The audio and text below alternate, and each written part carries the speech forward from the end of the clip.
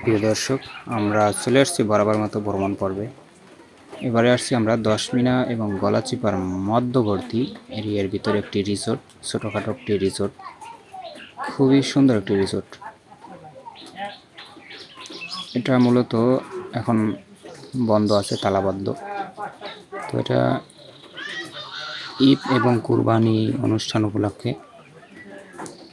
অথবা কেউ যদি ভাড়া নেয় সেই উপলক্ষে এটা খোলা হয়।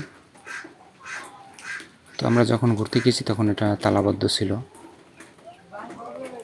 ভিতরের দৃশ্যটা আমরা দেখতে পারিনি। ভিতরে খাবার দাবারের ব্যবস্থা আছে এবং থাকা, মোটামুটি ছোট মিনি রিসোর্ট যেটাকে বলা হয়। খুবই সুন্দর একটি পরিবেশ বান্ধব, নদীর কিনারে, দেখতে খুবই অসাধারণ। নিচে বড় একটি পুকুর, পুকুরের উপরে পরিবেশ বান্ধব একটি মিনি রিসোর্ট গড়ে তোলা হয়।